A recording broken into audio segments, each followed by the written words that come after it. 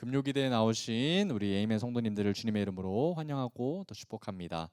우리 지난주 말씀을 잠깐 복습하겠습니다. 우리 지난주 말씀은 가나의 혼인잔치 이야기였습니다. 정말 중요한 것은 하나님께서 우리에게 기적을 베풀어 주시는 것보다, 물이 변하여 포도주가 되는 것보다 더 중요한 것은 바로 예수님 그 자체였던 것이죠. 이 땅 가운데서 일어난 이적 중에 가장 놀라운 이적은 하나님께서 행하신 이적이 아니라 예수님께서 이 땅 가운데 내려오신 사건이었습니다. 그래서 우리가 물이 변하여 포도주가 되는 그 사건 앞에서도 우리는 진짜 기적, 예수님과 함께 그 테이블에 앉아 있는 것이 더 중요했었지요. 포도주를 더 마시고 더 포도주에 집착하는 것보다 예수님께서 이 땅 가운데 우리를 위하여 보혈의 피 흘리셨다는 것에 우리가 더 초점을 맞추기를 원했습니다. 그래서 우리는 정말 모든 사람들이 물이 변해 포도주가 되는 것에 감격하고 놀랍다라 할지라도 우리는 예수님이 앉아 계시는 그 테이블에 앉아서 진짜 기적이신 예수님과 함께 떡과 교제를 나누는 저와 여러분들이 되기를 간절히 소망했습니다. 할렐루야. 우리 그 마음을 가지고 이제 오늘 새로운 본문으로 이제 나가게 될 겁니다. 오늘은 한 번쯤은 들음직한 그런 유명한 본문이어서 굉장히 친숙할 그런 본문입니다. 오늘 설교 제목은 하나님과 동거입니다. 하나님과의 동거. 오늘 제가 설교 제목을 놓고 좀 많이 고민을 했습니다. 하나님과의 동거라고 얘기를 할까, 아니면 하나님의 집이라고 얘기를 할까, 이렇게 고민을 좀 하다가 하나님과의 동거라고 설교 제목을 좀 잡았습니다. 왜냐하면 조금 더 이 설교 제목이 노골적으로 다가갔으면 하는 마음에 그랬습니다. 그래서 하나님과의 동거라는 설교 제목으로 여러분들과 함께 오늘 말씀을 좀 살펴보기를 원합니다. 오늘 말씀 13절의 말씀으로 오늘 한번 말씀을 시작해 보겠는데요. 우리 13절 말씀을 오늘 같이 한번 시작해 보도록 하겠습니다. 같이 읽어보겠습니다. 시작. 유대인의 유월절이 가까운지라 예수께서 예루살렘으로 올라가셨더니, 아멘. 이제 가나의 그 혼인 잔치가 끝이 났습니다. 그렇게 시끌벅적했던 파티가 이제 끝이 나고 이제 새로운 배경이 시작이 되고요. 또 새로운 환경과 장소로 이동이 되고 있습니다. 그런데 지금 여기 보면은 글의 서두에 첫 부분에 어떻게 얘기를 하고 있냐면 때가 나오고 있습니다. 정확한 시점이 나오고 있죠. 어떤 때입니까? 자, 한번 밑줄을 그어보면 좋을 것 같습니다. 유대인의 유월절이라고 지금 명확하게 이때의 시간적 배경을 얘기를 해주고 있습니다. 유월절이 가까웠다. 그래서 지금 예수님이 예루살렘으로 올라가고 계신다라고 얘기를 하고 있습니다. 아마도 예수님이 지금 당시에 혼자 올라가셨기보다는 아마 함께 있었던 제자들과 함께 예수님이 예루살렘으로 올라가셨을 겁니다. 여러분, 이때 유월절이라는 단어에 한번 초점을 한번 맞춰봅시다. 여러분, 유월절은 영어로 패스오버입니다. 유월절은 이스라엘의 3대 명절 가운데 하나죠. 굉장히 중요합니다. 누구에게요? 특별히 유대인들에게 말입니다. 그러면 이 유월절이 처음에 어디서부터 시작된 개념인지부터 한번 설명을 해야 되겠죠. 이 유월절은 이스라엘 민족이 입애굽을 하고 난 뒤에 이 바로로부터 굉장한 핍박을 받자 하나님께서는 그들을 구원할 계획을 한 사람 모세를 통해서 세우십니다. 그때 하나님께서는 선지자 모세를 통해서 이집트에게 10가지 재앙을 내리시는데, 그때 하나님께서는 모세에게 바로에게 가서 뭐라고 요청을 하고 얘기하셨죠?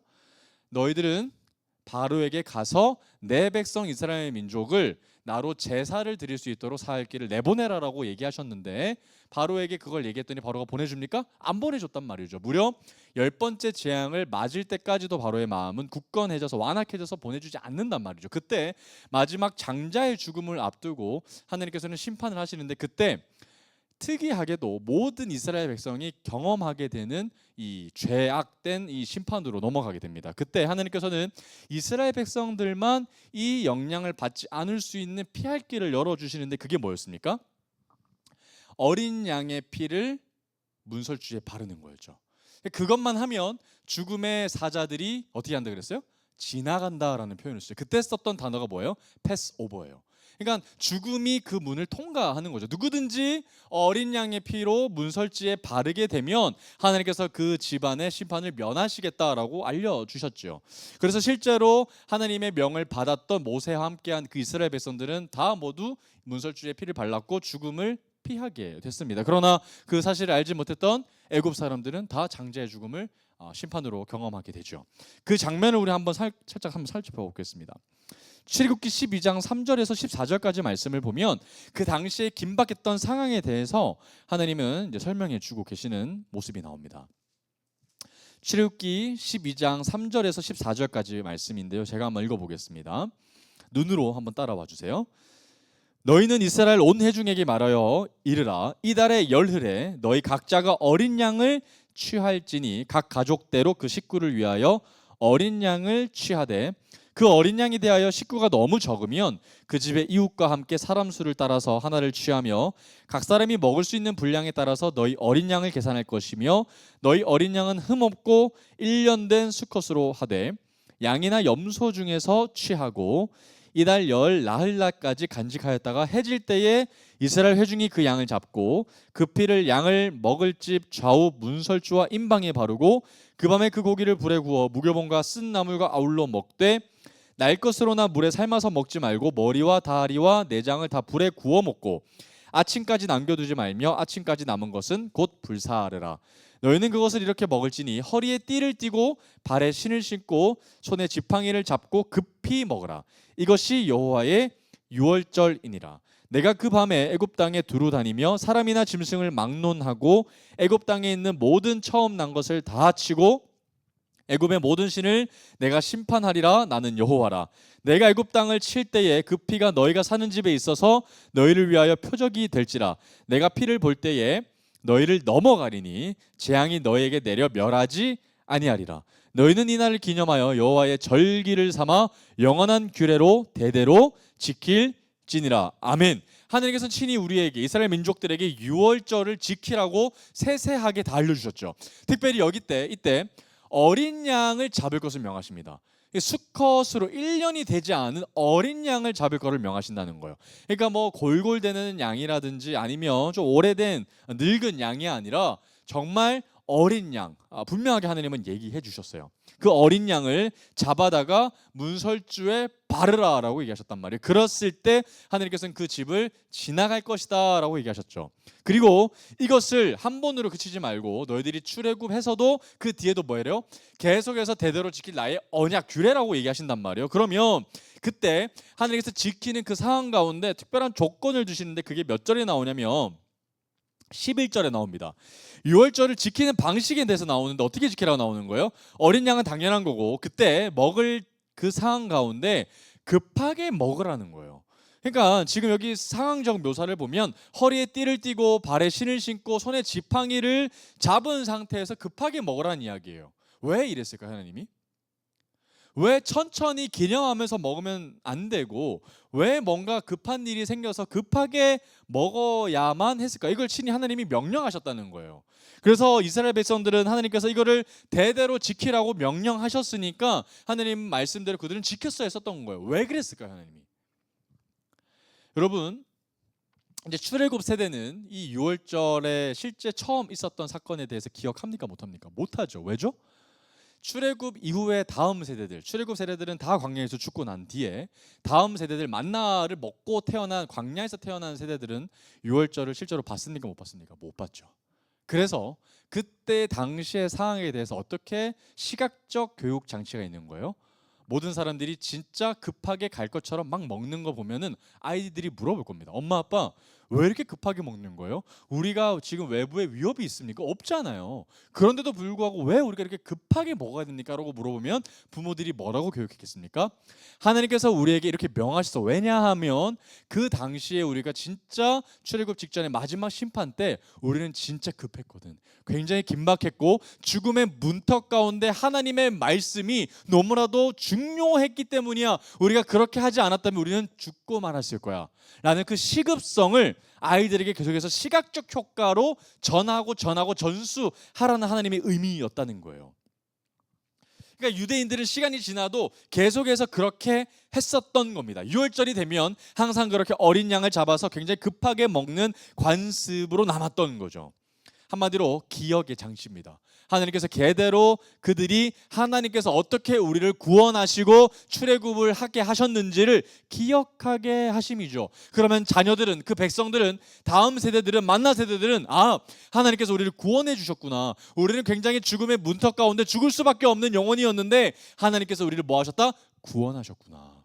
우리는 굉장히 다급했구나 라는 것들을 그들이 기억하게 하기 위한 장치였던 것이죠. 그러니까 절대로 여유롭게 먹을 수는 없었던 거죠.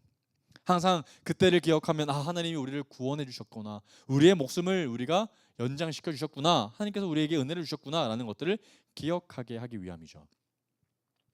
계속해서 출애굽기 12장 21절에서 27절까지 말씀을 보면 계속해서 유월절에 대한 이야기가 좀 나옵니다. 제가 한번 읽어보겠습니다. 모세가 이스라엘 모든 장로를 불러서 그들에게 이르되 너희는 나가서 너희의 가족대로 어린 양을 택하여 유월절 양으로 잡고 우슬초 묶음을 가져다가 그릇에 담은 피에 적셔서 그 피를 문인방과 좌우 설주에 뿌리고 아침까지 한 사람도 자기 집 문 밖에 나가지 말라.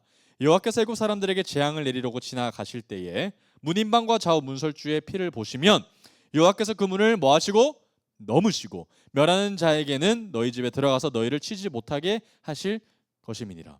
너희는 이 일을 규례로 삼아 너희와 너희 자손이 영원히 지킬 것이니 너희는 여호와께서 허락하신 대로 너에게 주시는 땅에 이를 때에 이 예식을 지킬 것이라.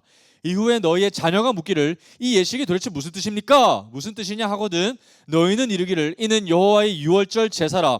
여호와께서 애굽 사람에게 재앙을 내리실 때에 애굽에 있는 이스라엘 자손의 집을 패스오버 넘으사 우리의 집을 뭐 하셨다? 구원하셨느니라 하라 하매 백성이 머리 숙여 경배하니라. 뭡니까? 다음 세대 교육하는 거예요. 다음 세대에게 하나님께서 우리에게 얼마나 크신 은혜를 베푸셨는지를 뭐 하라는 거예요? 알려주고 가르치라는 거죠. 그러니까 죽음의 사자들이 돌아다니다가 집 문에 어린 양의 피가 다 발려져 있으면 뭐 한다는 거예요? 그냥 지나간다는 거죠. 이것은 명확하게 진짜 그 의미 자체로 패스오버, 지나가다, 넘어가다라는 의미로 가지고 있습니다. 그러나 어린 양의 피 때문에 넘어가는 거죠. 피를 바르지 않으면 그 집으로 들어가서 죽음이 들어가게 될 겁니다. 모든 사람들은 죽게 될 겁니다. 그런데 뭐 때문에? 문설주에 발려져 있는 어린 양의 피 때문에. 그 백성들이 살만해서 사는 게 아니죠. 살아 있어야 할 가치가 있기 때문에 살아 있는 것이 아니죠. 오직 뭐 때문에? 보혈 때문에. 이것은 명확하게 후에 오실 누구를 예표하는 거예요? 예수 그리스도를 앞으로 이야기하고 있는 언약적 장치인 거죠. 그러니까 어린 양의 피는 예수 그리스도의 피인 겁니다. 그러니까 여러분, 이스라엘 백성들은 지금껏까지, 지금 시간이 1500년의 시간이 흘러가지고 예수님이 실제로 오실 때까지 지금 뭐 하고 있는 거예요? 유월절만 되면 그들은 정말 예식에 있는 것처럼 규례대로 그들은 급하게 먹었습니다. 어린 양을 잡아서 계속해서 그때를 기억하는 거죠. 그런데 문제는 뭐냐면 1500년이라는 시간이 지나고 나서 그 보혈의 피가, 문설주에 그때 당시에 발라졌던 어린 양의 피 그 자체가 지금 어디 앞에 있는 거예요? 내 눈앞에 있는 거죠. 예수님이 지금 내 눈앞에 있으니까. 그런데 유대인들이 알아봅니까? 못 알아봅니까? 못 알아보는 거예요. 그런데 뭘 지키고 있어요? 유월절을 지키고. 이거 되게 아이러니죠. 그러니까 예수님이 오셨는데도 불구하고 정작 유월절을 지키고 있지만 그 피에 대해서는 아는 거예요? 모르는 거예요? 모르는 거죠. 예수님이 답답하셨겠죠. 그 피가 바로 누군데? 나의 피인데, 나의 블러드인데 얼마나 답답하셨겠습니까? 그래서 다시 말씀으로 돌아오면 오늘 다시 한번 말씀 끝부분 한번 다시 읽어보겠습니다. 유대인의 유월절이 가까운지라 예수께서 뭐 하셨다? 예루살렘으로 올라가셨더니. 그러니까 지금 여러분 상상해 보십시오. 유월절은 명확하게 나를 기념하는 날인데 나는 알아보지 못하고 자기들끼리 어린 양의 피를 가져다가 쓰고 있어요. 그러면 여러분 어떤 감정이 들까요? 답답하시겠죠. 하나님께서 뭔가를 말씀하셔야 되겠죠. 계속해서 그들은 유월절 어린 양을 기억하면서 나를 인도하신 분을 기억했을 겁니다. 하나님은 우리와 함께 하셔, 하나님은 우리를 돌보셔, 하나님은 절대로 우리를 잊지 않으셔라고 얘기하죠. 그러나 임마누엘 하나님은 알아보지 못하는 거죠.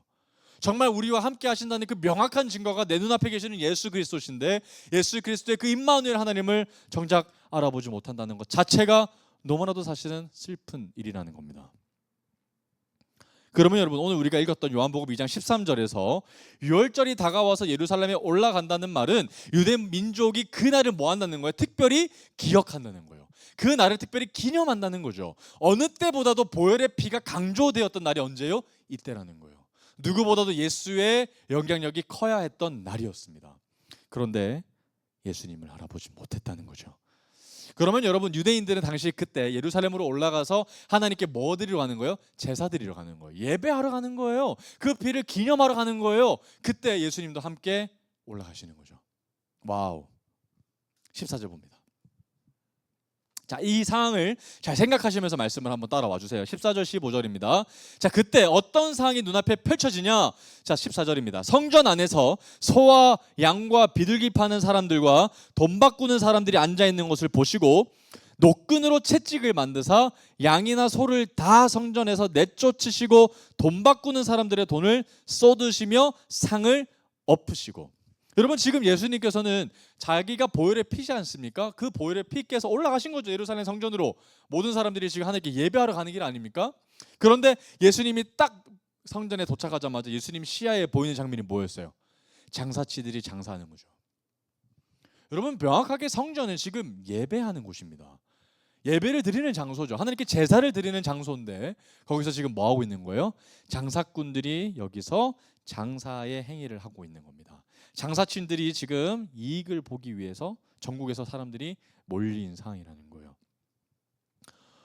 여러분, 성전이 지금 예루살렘에 있기 때문에 성전에는 제사를 드리는 장소입니다. 하나님을 만나는 장소고 하나님께 예배를 드리는 장소죠. 그러면 전국 각 지역에서 이스라엘 말고도 저 멀리 떨어진 시골 마을에서도 성전 중심이기 때문에 성전으로 끌고 와야죠. 왜냐하면 그곳을 가야 하나님께 제사를 드릴 수 있지 않습니까? 그러면 여기 가서는, 성전에 가서는 우리가 제물을 구할 수 없기 때문에 뭐 하는 거예요? 집에서 내가 키우던 어린 양을 데리고 가는 거죠.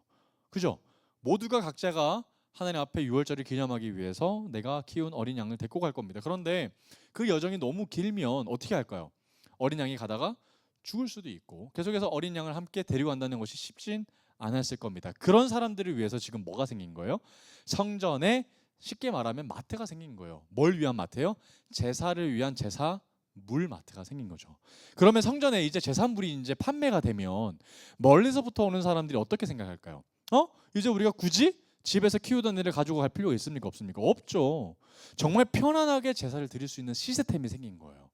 그러니까 유익한 일이 생긴 거죠. 그러면 내가 키우던 애를 데리고 갈 필요도 없고, 그럼 내가 목축업을 할 필요도 없고, 내가 힘들게 집에서부터 데리고 올 필요가 있습니까? 없습니까? 없습니다. 뭐만 들고 오면 돼요?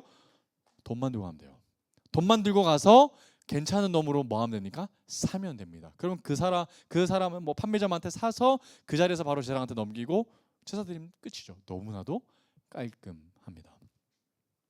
그러니까 여러분, 이게 꼭 나쁜 것처럼 보이지는 않는 것 같아요. 뭔가 정말 필요한 사람들이 있지 않겠습니까? 급하게 동물을 데리고 왔는데 그 동물이 만약에 죽었다 생각해 봅시오. 그럼 제사를 못 드리는 거 아닙니까? 그럼 그런 사람들은 어떻게 하겠어요? 뭐 그런 사람들을 생각하면 그렇게 파는 것 자체가 그렇게 큰 문제는 아닌 것처럼 보일지도 모르겠다는 거죠.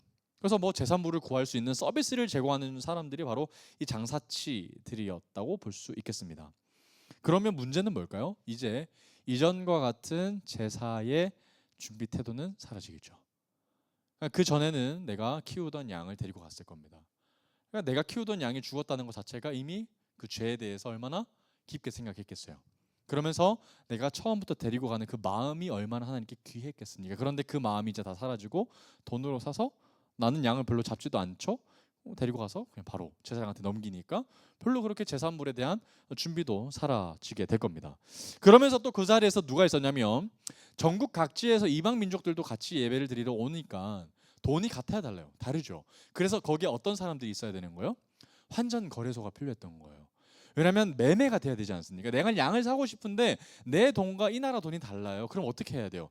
거래할 수 있도록 환전소가 필요했겠죠. 그래서 돈을 바꾸는 사람들이 그곳에 있었던 겁니다. 그런데 문제는 뭐냐면 정말 그 사람들을 위한 서비스가 제공되기 위해서 소수의 규모로 이루어진 것이 아니죠.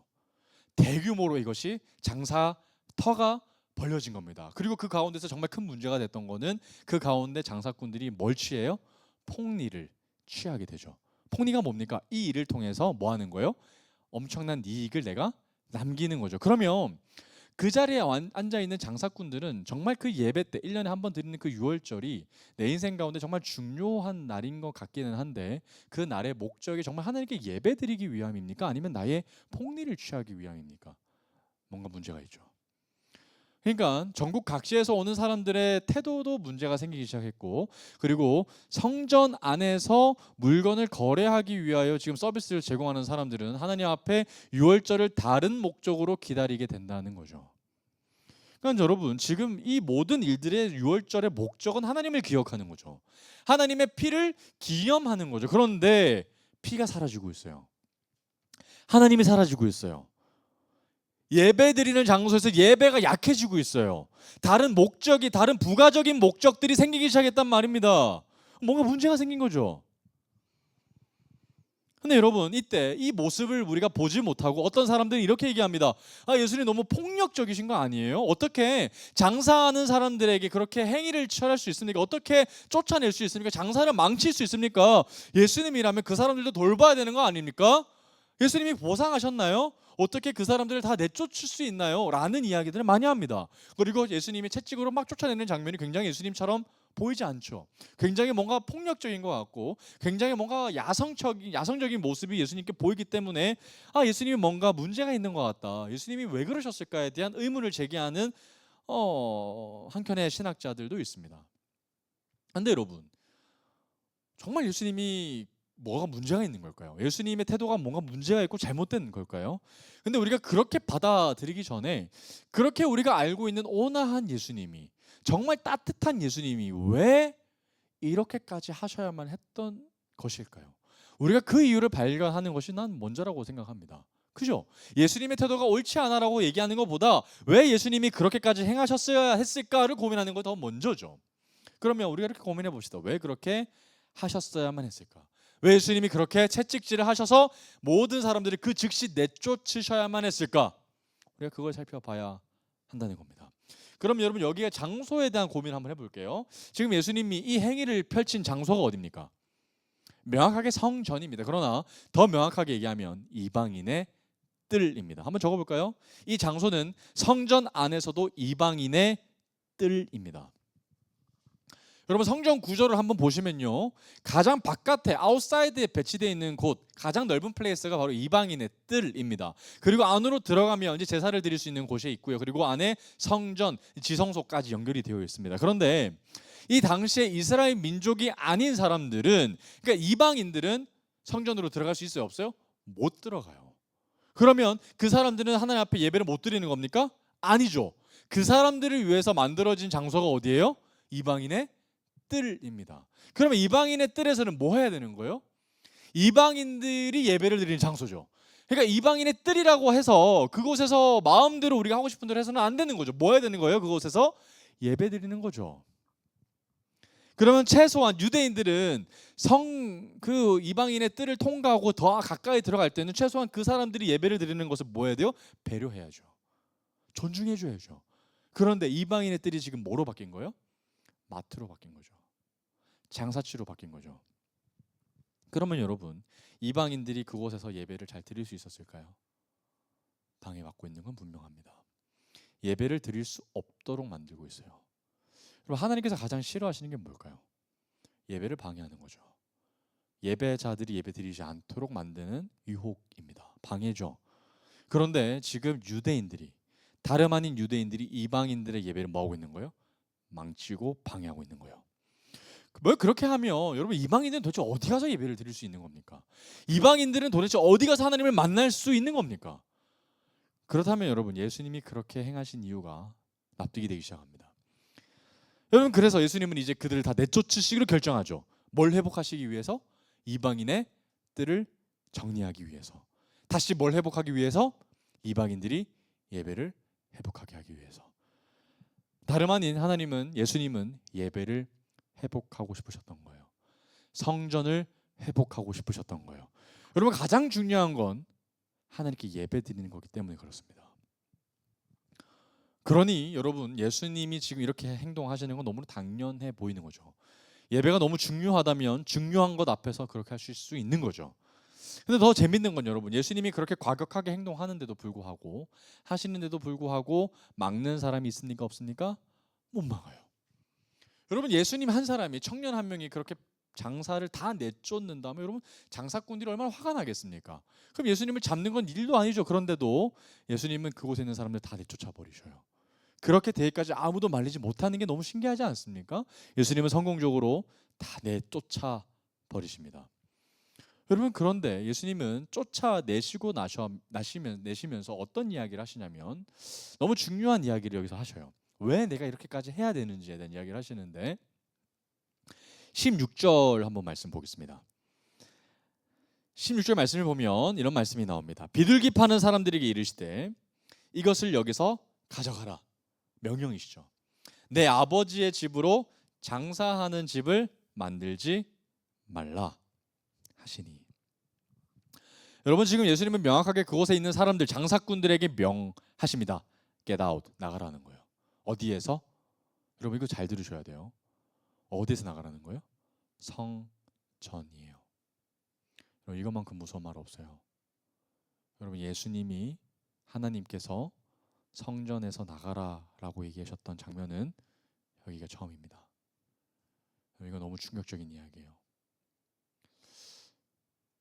여러분, 성전에는 아무나 들어갈 수 있는 게 아니죠. 예수님이 허락해 주셔야만 들어가는 거죠. 근데 거기서 뭐 해야 되는 거예요? 예배하는 장소죠.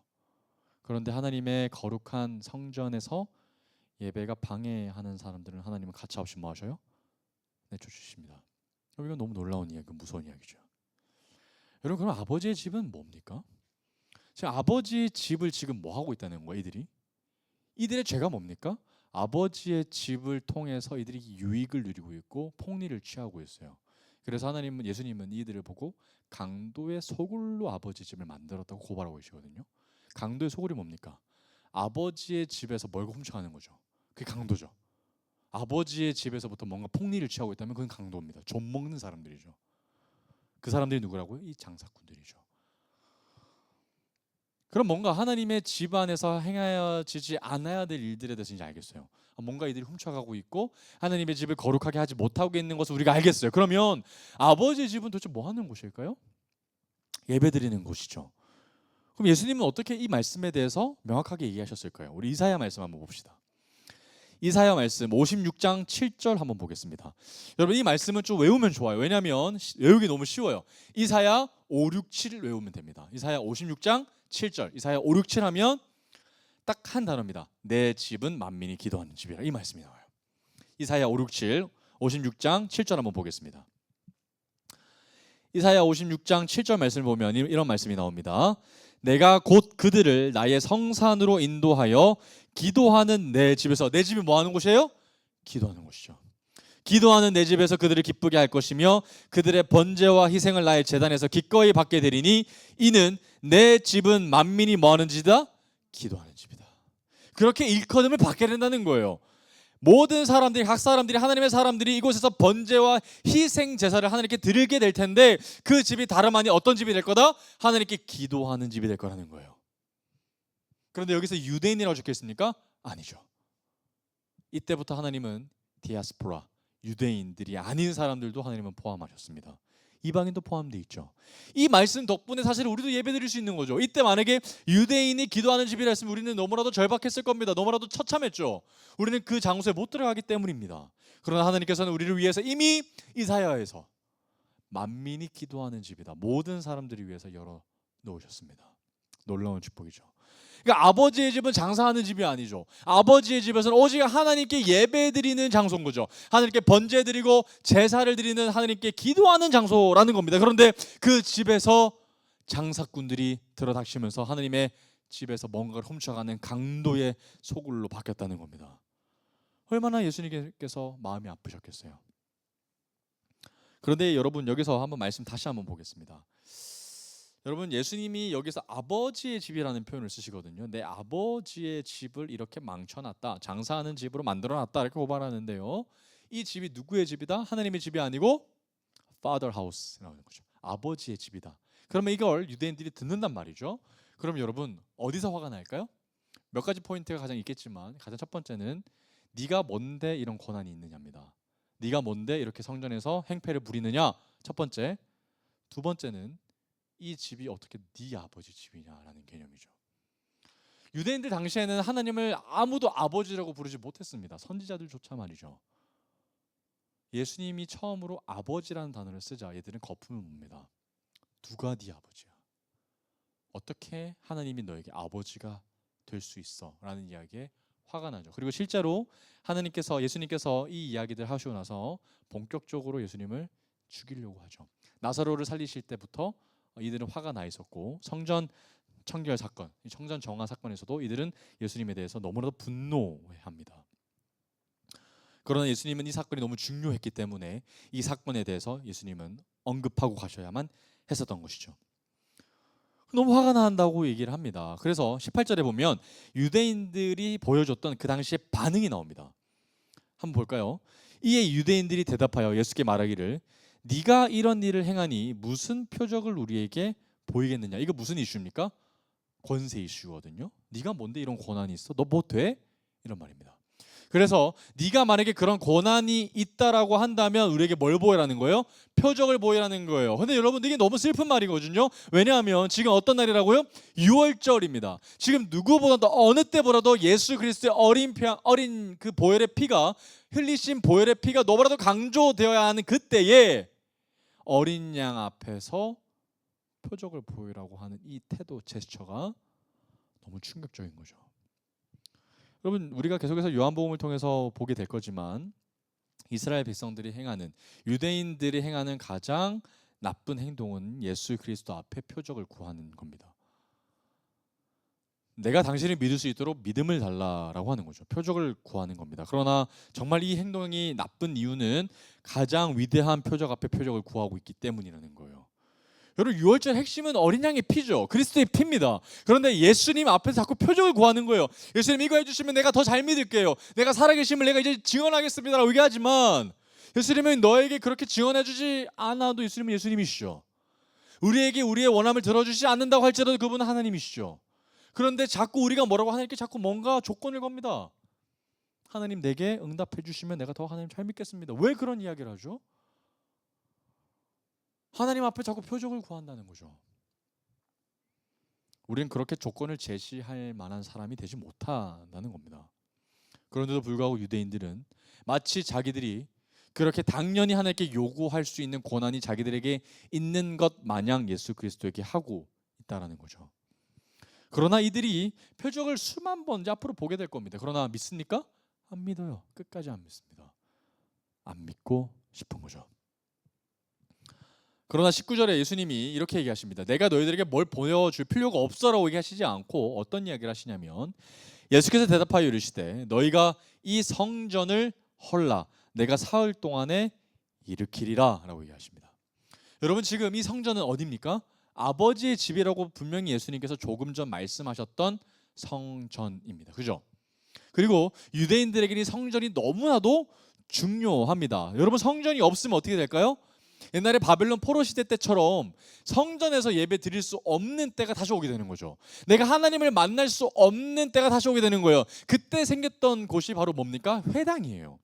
성전이 없으니까 바벨론 포로 때에 그때 성전을 가지 못하는 상황에 그들이 너무나도 예배드리고 싶어서 만들었던 것이 유대인들끼리 모이는 회당을 만들었던 거예요. 그 문화가 지금 이때까지 잔존했던 거죠.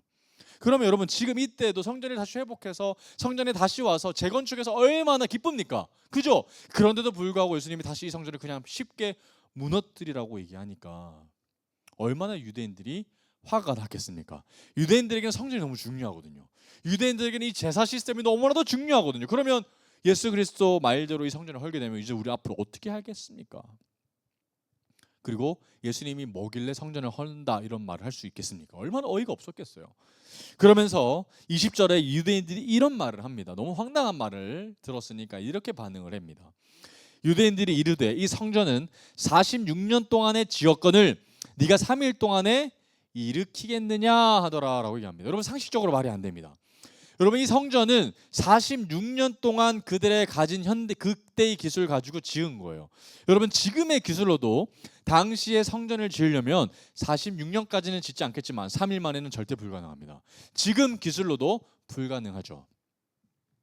그러니까 그 당시 유대인들은 얼마나 이 이야기가 얼토당토하지 않았겠습니까? 그렇죠? 이 성전을 허무는 것도 이해가 안 되지만 그 다시 짓겠다고 한 이야기는 더더욱 이해가 어려웠을 겁니다. 이거 얼마나 비아냥거렸겠고 얼마나 예수 그리스도를 조롱했겠습니까? 이 유대인들이 이 성전을 허물라 그리고 다시 짓는다라는 이야기가 너무나도 화가 났었던 것 같아요. 왜냐하면 후에 예수 그리스도를 나중에 대제사장 가야바 같은 사람들에게 고발할 때 그 고발할 명목으로 항목으로 바로 이 이야기들을 언급합니다. 성전을 허문다고 했습니다. 대제사장이요, 가야바요, 바로 이 작자가 우리에게 가장 소중한 성전을 이 자가 무너뜨린다고 했습니다 라고 얘기하니까 고발할 항목이 되는 거죠. 그 말씀을 한번 보겠습니다. 마태복음이에요. 마태복음 26장 59절에서 61절을 보면 당시 고발할 사항에 대해서 얘기하고 있어요. 자, 이제 예수님을 열린 1차 공회가 열렸습니다. 자, 대제사장들과 온 공회가 예수를 죽이려고 그를 칠 거짓 증거를 찾음에, 거짓이라고 얘기하고 있죠. 60절, 거짓 증인이 많이 왔으나 얻지 못하더니 후에 두 사람이 와서 이르되 이 사람의 말이 내가 하나님의 성전을 헐고 사흘 동안에 지을 수 있다 하더라 하니, 바로 이 이야기를 고발하는 거예요. 예수 그리스도께서 말씀하셨던 이 이야기들을 지금 고발할 항목으로 썼던 말이죠. 십자가에 못 박을 때까지 그들 마음 가운데 두고두고 담았던 말이 바로 이 말이라는 거예요. 성전을 허물러, 오케이, 내가 이 말 기억하겠어 라고 하는 거죠. 그만큼 그들에게는 너무나도 치명적인 이야기였다는 겁니다. 여러분, 성전이 그만큼 중요할까요? 여러분, 오늘날에도 성전이 중요할까요? 여러분, 성전이 지금 어디 있습니까? 없죠. 성전은 무너졌습니다. 없어졌어요. 이슬람에 의해서 성전은 무너졌습니다. 그리고 모리아산은 어떻게 됐습니까? 지금 이슬람 제국에 의해서 넘어갔습니다. 이슬람의 상징이 되어버렸어요. 더 이상 모리아산은 성지순례 코스가 되지 못합니다. 왜죠? 이슬람에 지금도 자기들이 모스크가 거기에 있고 모리아산으로 들어갈 수가 없습니다. 크리스천들은요. 왜냐하면 저도 갔다 왔지만 그 모리아산에 들어가려면 이슬람 앞에 절을 해야만 들어갈 수 있습니다. 문제가 크죠? 모리아산 이미 빼앗겼습니다. 유대인의 성전은 사라졌고 그 안에는 오직 성벽 하나만 있습니다. 그곳이 서쪽에 있는 웨스트 월, 서쪽 옹벽이고 그것을 우리가 통곡의 벽이라고 부릅니다. 통곡의 벽 누가 불렀어요? 제국들이 불렀어요. 유대인들이 맨날 가서 서쪽 원벽 보면서 무너진 성전 보면서 우니까 성전 사라졌다고. 그래서 걔들이 조롱하면서 불렀던 단어가 통곡의 벽이에요. 맨날 거기서 울고 불고 한다고. 좋은 이야기가 아니죠. 그래서 유대인들은 통곡의 벽이라고 부르는 걸 너무 싫어합니다. 그들은 서쪽 옹벽, 웨스트 월이라고 얘기하죠. 여러분, 그러면 지금 성전이 무너졌으면 유대인들이 지금도 뭘 원할까요? 성전이 재건되는 걸 원해요. 향간에는 지금도 여전히 그곳에 가야만 우리가 예배를 드릴 수 있다, 우리가 하나님을 만날 수 있다라고 주장하는 사람들이 있습니다. 그런데 여러분, 정말 그렇게 되는 걸까요? 성전을 우리가 다시 가야 되는 걸까요? 아니죠. 에스겔서 한번 말씀 보겠습니다. 에스겔서 8장 6절 한번 보겠습니다.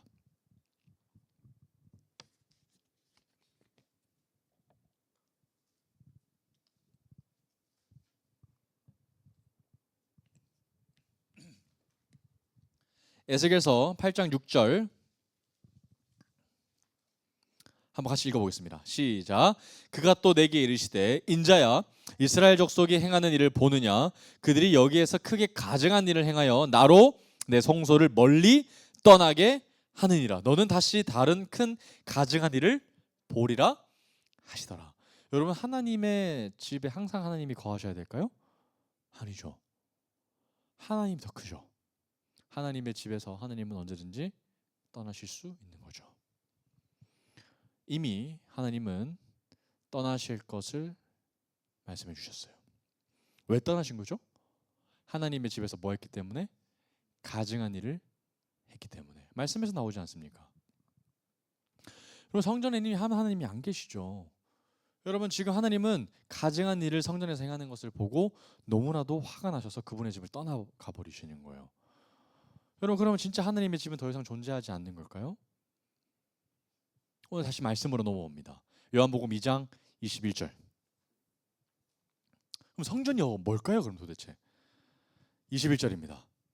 자, 21절 예수님께서 사흘 만에 다시 살리시겠다, 다시 재건축하시겠다라고 하셨던 그 말씀 가운데 21절 뭐라고 얘기하십니까? 그러나 예수는 성전된 자기 육체를 가리켜 말씀하신 거라. 여러분, 예수 그리스도가 뭐가 되는 거예요?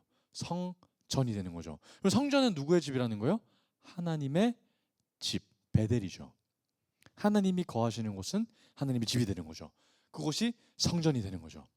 그러면 여러분, 예수 그리스도께서 자기의 육체를 가리켜 성전이라고 얘기하셨던 거예요. 그러면 진짜 그분의 말씀대로 죽으시고 다시 사흘 만에 부활하셨죠. 바로 그것을 미리 뭐 하신 거예요?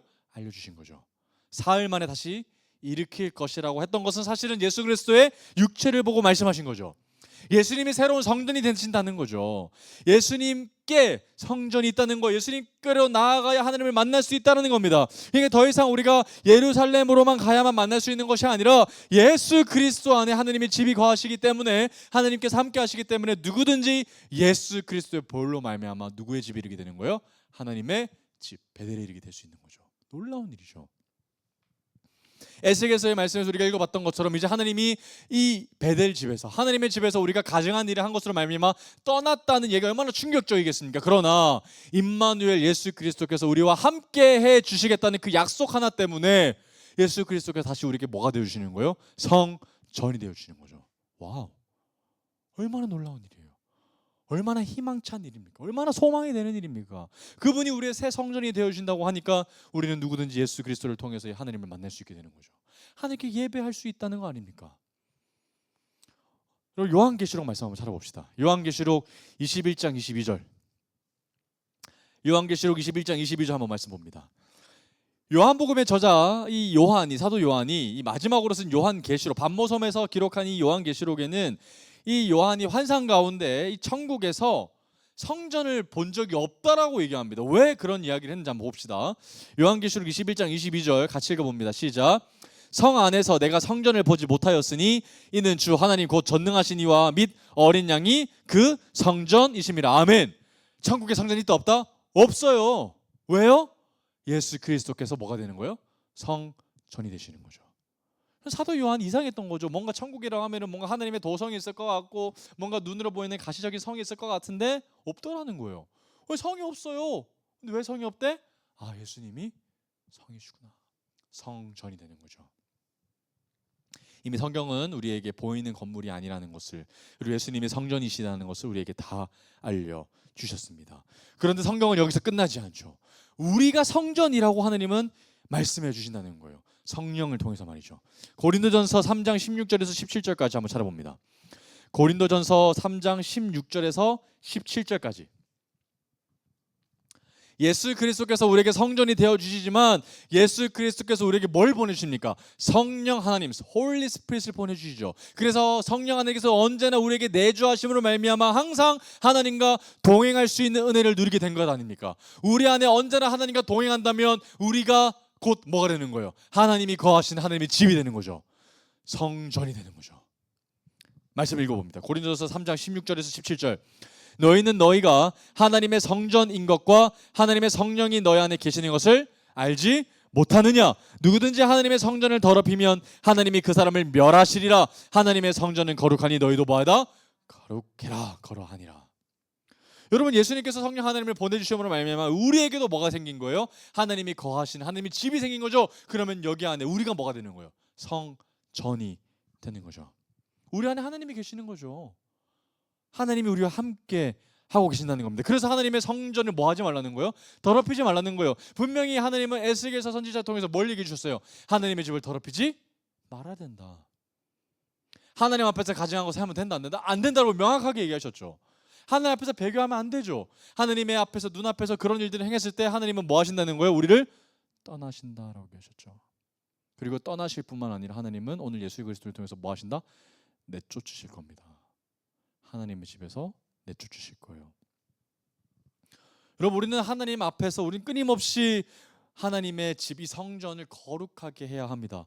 내가 거룩하니 너희도 거룩하라는 그 말씀 우리가 진짜 목숨처럼 지켜야 하는 거죠. 하나님은 홀리한 분이 내가 홀리하지 않는 분이라는 걸 내가 명확하게 안다면 우리는 더더욱 예수 그리스도의 보혈을 의지해서 내 삶을 정결하게끔 해야 하지 않겠습니까? 우리는 정말 우리가 가증스러운 일을 행할 때마다 우리는 또다시 예수 그리스도의 보혈 앞에 엎드려야 되는 거죠. 나의 그 정결하지 못한 나의 죄악스러움을 발견하면서 우리는 더더욱 예수 그리스도의 보혈 앞에 우리가 엎드려야 한다는 겁니다. 하나님이 우리를 떠나시지 않도록 우리는 늘 하나님을 간구하며 초대해야 한다는 거죠. 그리고 오늘 말씀 제목이 뭡니까? 하나님과의 동거입니다. 같이 사는 거예요. 같이 누구랑? 하나님과. 그런데 문제는요, 그 집의 주인이 납니까? 하나님입니까? 하나님이시죠. 하나님이 우리의 주인이시죠. 그러면 내 집에 사는 상황 가운데 누군가가 룸메이트로 들어온 것이 아니죠. 우리가 얹혀 사는 거죠. 누구에게? 하나님의 집에 내가 얹혀 사는 거죠. 그럼 누구에게 룰을 맞춰야 되는 거예요? 집주인한테 맞춰야 되는 건 상식 아닙니까? 그런데 하나님께서 기뻐하지 않는 일들을 지금 하나님의 집에서 뭐 하고 있는 거예요? 우리가 버젓이 하고 있는 거죠. 하나님께서는 우리에게 신랑과 신부에 대한 이미지를 예수 그리스도를 통해서 알려주셨어요. 우리를 신부라고 얘기하셨고 예수님은 신랑이라고 하셨죠. 그래서 하나님 아버지가 정확하게 때가 이르면 신랑이 우리를 데리고 올 때가 있을 겁니다. 구름을 타고 임하실 거죠. 마지막 때에. 그러면 하나님의 집에 데리고 가시기 위해서 신랑이 우리에게 친히 다가오는데 하나님의 집에서 정작 우리는 다른 신랑과 함께 거하고 있다면 우리는 배교하고 있는 거죠. 세상과 함께 거하고 있고 하나님이 아닌 다른 가증한 것들, 이방신들, 나의 정욕들, 내 우상, 내가 주인된 것들과 함께하고 있다면 하나님과의 동거에서 우리는 대단히 무엇인가 잘못하고 있다는 거예요. 여러분, 하나님과 동거가 부담스럽게 느끼시면 안 돼요. 왜요? 여러분, 동거하는 것, 같이 사는 것, 부부가 함께 사는 것은 사랑하기 때문에 사는 거죠. 부부가 같이 사는 것이 그것이 의무이고 죄책감이 들어서는 안 되죠. 사랑하기 때문에 뭐 하고 싶은 거예요? 같이 살고 싶은 건 당연한 일입니다. 그럼 내가 하나님과의 동거가 뭔가 내게 규율 같고 내가 의무 같고 내가 뭔가 불편하다면 난 하나님을 사랑하지 않는 거죠. 여러분, 사랑이 문제입니다. 우리가 하나님과 함께하는 것이 우리에게 부담이 아니라 기쁨이죠. 사랑하는 사람과 함께한다면 하나님과 함께한다는 것은 모든 것이 행복일 겁니다. 우리 집을 떠나고 싶지 않을 거예요. 늘 하나님과 함께 하고 싶을 겁니다. 문제는 우리의 사랑이죠. 로버트 멍어의 내 마음 그리스도인의 집이라는 책을 보면 이 집에 대한 이미지를 명확하게 잘 설명해 주었습니다. 어느 날 우리의 집 가운데 예수님이 초대 받으셔서 옵니다. 그래서 우리는 예수님이 우리 집에 오셨기 때문에 거실, 소파에 앉혀놓죠. 그래서 예수님이 가만히 앉아 계시기를 간절히 원합니다. 왜요? 내 집은 엉망이기 때문에 그래요. 그러나 예수님께서는 그곳에 가만히 계시지 않고 식당으로 가시죠. 부엌으로 가셔서 정리되어 있지 않는 나의 식탐과 나의 정욕들을 발견하십니다. 어지럽혀져 있는 설거지가 되어 있지 않고 냉장고에 가득한 나의 정욕들을 보시면서 예수님은 그곳을 정리하시길 원하시죠. 그러면서 이제 집이 좀 깨끗해진 것 같다라고 얘기하시지만 예수님은 거기서 멈추시지 않고 어디까지 가시냐면 내 마음에 가장 소중하다고 생각되어진 나의 일상, 서재로 들어가셔요. 그러면 서재에는 내가 늘 탐독하는 무언가가 있습니다. 내가 가장 시간을 많이 보내는 무언가가 있죠. 책으로 비유되고 있는 나의 시간 많이 보내는 것이 거기 있습니다. 뭐 요즘 현대인들 얘기하면 핸드폰, 내가 가장 많이 걱정하고 있는 걱정거리들, 그곳에서 모든 생각들을 하고 있는 그 서재로 가셔서 예수님은 뭐 하셔요? 청소하시죠. 하나님의 집이라고 여겨지는 그곳을 하나님이 깨끗하게 예수 그리스도를 통해서 치우십니다. 다 갖다 버리시죠. 하나님이 아닌 것들은 다 갖다 버리죠. 그래서 이제 집이 서재도 깨끗해졌고 거실도 깨끗해졌고 부엌도 깨끗해져서 이제 예수님과 함께 사는 것이 어렵지 않다고 느끼는 그때 예수님은 뭐라고 계시죠? 저곳, 네가 숨기고 싶어하는 저 벽장, 다락방, 저곳에도 내가 가고 싶구나. 그래서 주인공한테 뭐 하라고 하시냐면 그 키를 내게 달라고 하십니다. 정말 숨기고 싶은 어떤 무언가가 있죠. 하나님, 저곳은 안 돼요. 나의 은밀한 죄들, 내가 정말 하나님 앞에 숨기고 싶은, 정말 내가 탐닉하는 그런 죄들, 정말 남들에게 들키고 싶지 않고 나도 쓰레기 처리장처럼 숨기고 싶어하는 그런 것들을 예수님이 뭐 하시는 거예요? 다 치우고 싶으신 거죠. 하나님 앞에서 어차피 다 드러날 것들인데 내가 숨길 수 있다고 숨겨지겠습니까? 안 되죠. 나도 알고 지은 죄, 나도 모르고 지은 그 모든 죄들을 하나님 예수 그리스도께서는 싹 다 치우길 원하신다는 겁니다. 그러면서 마지막 예수님의 대사는 뭐예요? 이제 너의 집기를 내게 다오라고 얘기하셔요. 뭡니까? 이 집의 주인은 네가 아니라 누구라는 거예요? 하나님이라는 거죠. 여러분, 우리 모두 예수 그리스도와 함께 하나님의 집에 거주하는 사람들입니다. 그런데 예수님의 집에 갑자기 뭔가 손님이 되어 버리시게 만들었죠. 누가요? 우리가요. 우리 집이 아닌데 내 집처럼 여겼어요. 그래서 예수님이 실제로 주인이신데 우리를 그분을 손님처럼 대접하고 있었어요. 바뀌었죠. 예수님은 이걸 바꾸시길 원하시는 거예요. 예수님이 다시 집주인이 되어 주시길 원하시는 겁니다. 그리고 예수님과 함께 사는 것에 문제가 발생하지 않도록 예수님은 끊임없이 우리를 예수 그리스도의 보혈로 말미암아 정결하게 하시고 깨끗하게 하시고 성결하게 하길 원하신다는 거예요. 누구 앞에 가기 위해서? 하나님 앞에 가기 위해서. 하나님 앞에 예배드리는 자로 문제가 생기지 않도록 늘 하나님을 사랑할 수 있도록 예수님 우리를 도와주실 거고 성령 하나님을 우리에게 보내주신 이유라는 겁니다. 아멘. 그곳에서 우리는 날마다 뭐 해야 될까요? 가증스러운 일들을 버리고 내 아버지의 집은 뭐 하는 집이다? 기도하는 집이다. 여러분 각자의 집에서 여러분들 마음속에서 하나님 앞에 예배로 제단을 쌓으시길 주님의 이름으로 축복합니다. 정말 기도하는 집이 되기를 소망합니다. 주야로 하나님께 그 아름다운 제사의 향기가 올려지게 되기를 주님의 이름으로 축복합니다.